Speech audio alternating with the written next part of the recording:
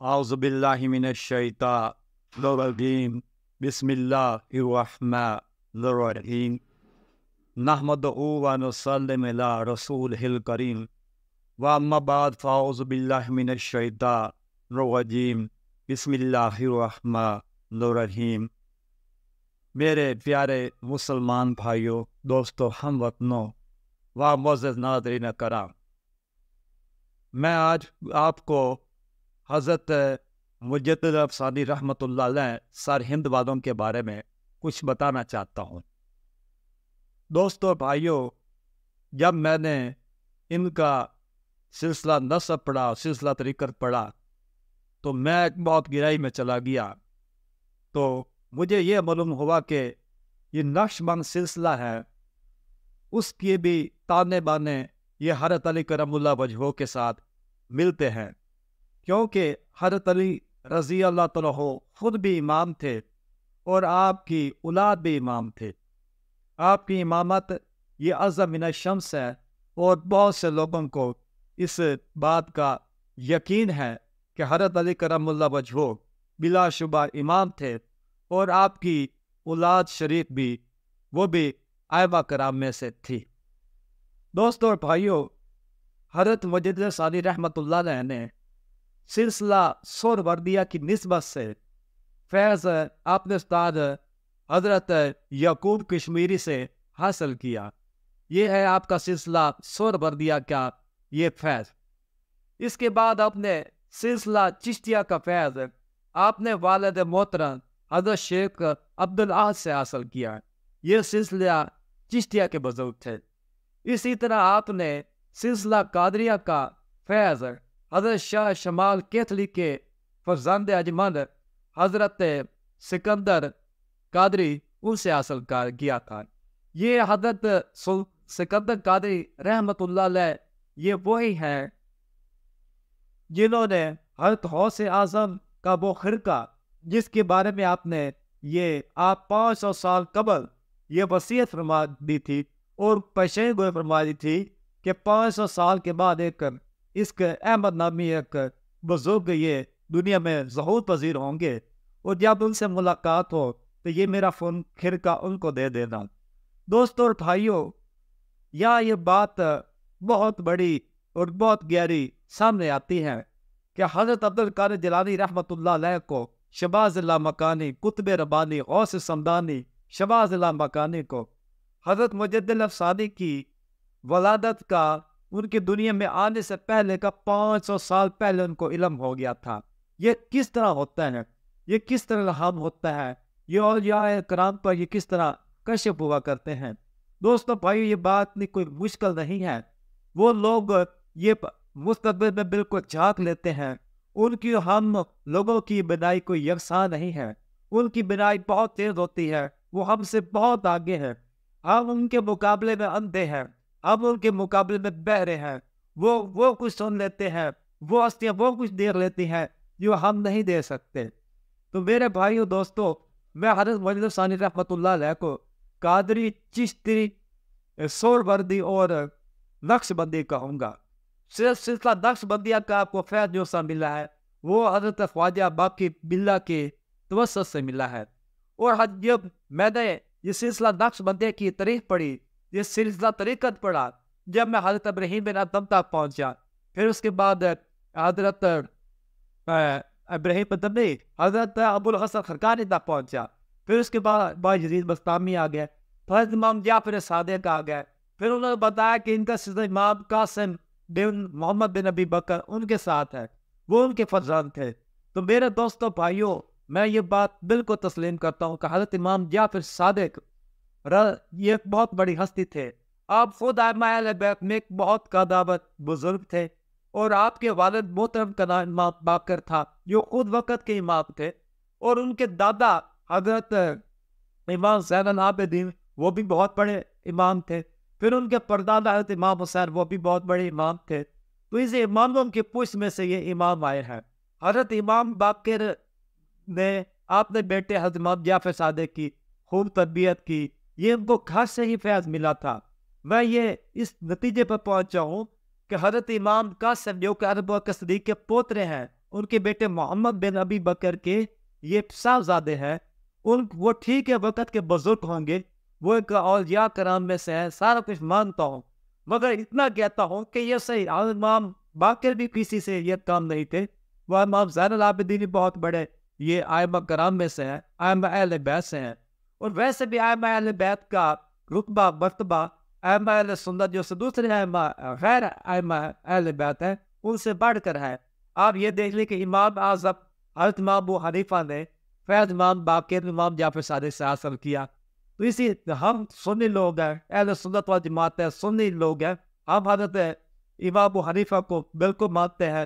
اس دنیا میں کروڑوں کیا کئی کروڑ لوگ امام ابو حنیفہ کے متقد ہیں، ہم فقہ حنفی پر چلتے ہیں، تو انہوں نے بھی فیض ہے وہ اہل بیت سے حاصل کیا، ائمہ اہل بیت سے حاصل کیا۔ ائمہ اہل بیت کا کوئی مقام کام نہیں ہے۔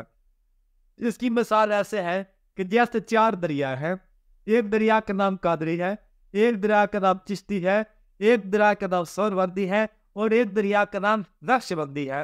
اب جو سے 3 دریا ہیں، 3 دریا تو صرف حضرت علی کرم اللہ وجہہ کے ساتھ ملتے ہیں، ان کی جو سی بنیاد حضرت علی کرم اللہ وجہہ، وہ چوتھوں کو منسوب کرتے ہیں حضرت بکر صدیق سے کرتے ہیں، وہ حضرت امام جعفر صادق ہے، ان کو کہتے ہیں کہ انہوں نے فیض اس طرح امام قاسم سے لیا۔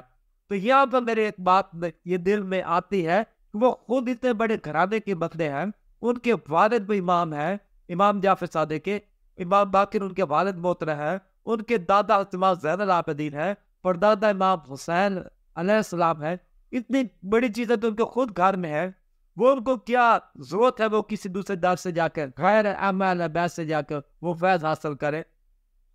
دوسرے دنیا کی دوسرے جو ائمہ کرام بزرگ ہیں انہوں نے فیض ائمہ اہل بیت سے حاصل کیا ہے، امام ابو حنیفہ نے ائمہ اہل بیت سے فیض حاصل کیا ہے۔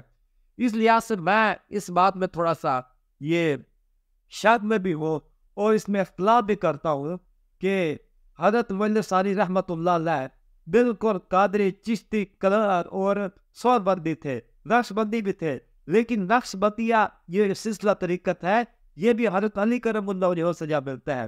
جب بات ہوتی ہے امام قاسم کی، امام قاسم حضرت صدیقت پر کے یہ پوترے تھے، بیٹے کے حضرت کے بیٹے محمد بن ابی بکر تھے، ان کے بیٹے یہ آگے امام قاسم تھے، تو وہ ان کے وقت کے بزرگ لازمی ہوں گے، یہ نہیں کہتے کہ بزرگ نہیں ہے، وہ بزرگ بھی ہے، ان کا امام جعفر صادق علیہ السلام کے ساتھ طلب واسطہ بھی ہوگا، عقیدت بھی ہوگی، کیونکہ جو ایک اچھا انسان ہوتا ہے، ایک اللہ کا ولی ہوتا ہے، ایک فضیلت والا انسان ہوتا ہے، وہ ہمیشہ آپ نے دور کے فضیلت والے انسان کی، آپ نے دور کے اچھے انسان کا وہ ہرگز وہ احترام کرتا ہے، وہ اس سے اختلاف نہیں کرتا، وہ اس کے ساتھ موافقت کرتا ہے، وہ اس کا احترام کرتا ہے۔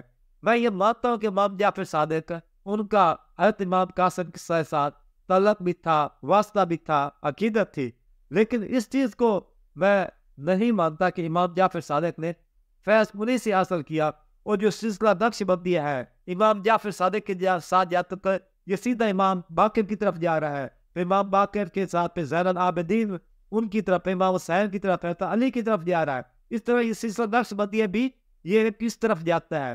اور میں اس کو ایسے سمجھتا ہوں کہ جیسے آج کے دور میں منصوبہ کسی نے شروع کیا، کام کسی نے پائے تک مل پہنچایا، اور اس وقت جو سی پھٹی ہوتی ہے، تختی ہوتی ہے، جس کو کہتے ہیں کہ اس کے کارنامے کی تختے بھی اس کا افتتاح، یہ اس کی بنیاد فلاں رکھی، وہ تختی اور کی لگا دی جاتی ہے، یہ تختی اور لگی ہوئی معلوم ہوتی ہے یہاں پر، حضرت امام جعفر صادق کو حضرت امام قاسم کے میں یہاں پر تختی اور طرف ہے، بہت سی سلسلہ نقش بندیہ کی بھی صرف حضرت علی کرم اللہ وجہہ کے گھر جا رہی ہے۔ تو میرے جو سب مسلمان بھائی ہیں جو میری اس بات کو سنیں، وہ اس بات پہ تحقیق کریں، بیٹھیں، سمجھیں۔ میں خود بزرگوں کا بہت احترام کرتا ہوں، میں حضرت مجلس ثانی رحمۃ اللہ علیہ کا بہت احترام کرتا ہوں، یہ اپنی صدی کے بہت بڑے مجدد تھے، انہوں کی بہت بڑی یہ خدمات ہے اسلام کے لیے، انہوں اکبر کی دین الہی کے خلاف بڑا جہاد فرمایا، آپ نے جہانگیر بادشاہ کے خلاف جہاد فرمایا، آپ کو قیادت و بات کی صحبتوں سے بھی سامنا پڑا، یہ سب چیزیں درست ہے۔ اور میں ان کی یہ کرامت پڑھ رہا تھا کہ حضرت مجلس ثانی رحمۃ اللہ علیہ کا جب وصال ہوگا، وصال سے پہلے تو آپ نے اپنے بچوں کو اور مریدین سے یہ قبل از وقت بتا دیا تھا کہ میرا وقت قریب آ چکا ہے، اور میں 63 سال سے زیادہ میں زندہ نہیں رہ سکوں گا. اور جب آپ کو تختے پر لٹایا گیا، آپ وصال فرما گئے. وصال فرمانے کے بعد جب حضرت مولا ثانی کو تختے پر لٹایا گیا تو پہلے تو بزرگ نے ان کے ہاتھ کو ایسے سیدھا باندھ دیا تھا، سیدھا جیسے عام یہ میت کے باندھتے ہیں. تو دوستو بھائی، جب ان کو تخت دلانے کا وقت آ گیا تو آپ کے دونوں ہاتھ زیر ناف تھے، اس طرح جیسے آپ نماز پڑھ رہے ہیں. اس سے بڑی کرامت کیا ہو سکتی ہے؟ تو یہ بہت بڑی کرامت ہے. یہ بہت بڑے بزرگ ہیں. میں ان کی بزرگی کا بالکل اعتراف کرتا ہوں اور سارے بس چشم ان کی بزرگی کو تسلیم کرتا ہوں، اس بات میں کوئی شک نہیں ہے. مگر صرف اتنا میں کہتا ہوں کہ اس میں تحقیق کی جائے کہ سلسلہ نقش بندیہ کی بھی یہ جو سی ہے اصل حضرت علی کرم اللہ وجہہ رضی اللہ تعالیٰ ہے، حضرت علی کرم اللہ وجہہ. اور میرا اس کے علاوہ کچھ نہیں کہنا چاہتا. میرے دوستوں بھائیوں، اور یا کرام اللہ کے قریب ہیں، ان سے محبت، اللہ تبارک تعالیٰ سے محبت ہے. انسان اگر اللہ تعالیٰ سے محبت کرنا چاہے تو ڈائریکٹ محبت نہیں ملتی، وسیلہ درمیان میں لازم اختیار کرنا پڑتا ہے. یہ اللہ تبارک تعالیٰ کی یہ وسیلے ہیں. ان وسیلوں کے بغیر انسان ڈائریکٹ اللہ تبارک تعالیٰ سے نہیں مل سکتا. اللہ تبارک تعالیٰ بھی کہتے ہیں کہ وسیلہ اختیار کر گیا، میں دریا ہوں، میں سمندر ہوں. اللہ تعالیٰ کہتے ہیں اگر میرا نظارہ تم نے کرنا ہے تو تم کشتی کا وسیلہ اختیار کرو، تم بحری جہاز کا وسیلہ اختیار کرو. اگر نہیں کرو گے، ڈائریکٹ چھلانگ لگاؤ گے تو ڈوب جاؤ گے، تمہاری کوئی وقت نہیں ہوگی، تمہیں کوئی بھی نہیں پوچھے گا. اسے وسیلے کے ساتھ ہو. میرے دوستوں بھائیوں، ہمیں وسیلہ ہے.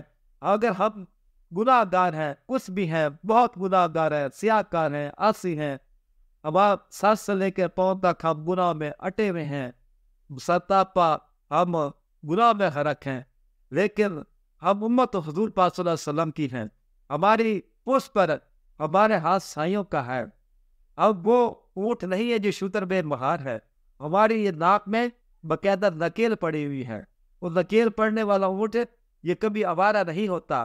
آوارہ اونٹ اور نکیل والے اونٹ میں، لگام والے اونٹ میں فرق بہت زیادہ سارا ہوتا ہے. تو میرے دوستوں بھائیوں، یہ تھے حضرت مؤلف ثانی رحمت اللہ علیہ سرہند والے کے بارے میں کچھ بتانا چاہتا تھا اور اپنا اظہار خیال کرنا چاہتا تھا. میں کئی دوباروں سے ان کے رسالہ جات میں، ٹی وی میں، کتابوں میں ان کے حالات زندگی پڑھ رہا تھا. تو میں اس کوشش میں لگا ہوا تھا کہ میں یا کسی طرح اس کے تہ تک پہنچوں کہ حضرت مؤلف ثانی رحمت اللہ علیہ آپ کا طریقت کا سلسلہ کہاں سے ملتا ہے. تو جب دیکھا گہرائی میں جا کے تھی طریقت ساری حضرت علی کرم اللہ وجہہ اور بی بی پاپا زہرا کی اولاد سے جا کے ان کے قدموں پر جا کر یہ ختم ہوتی ہے. وما علینا الا البلاغ المبین. حضرت مؤلف ثانی میرے دوستوں بھائیوں، یہ قادری، سہروردی، چشتی اور نقش بندی تھے.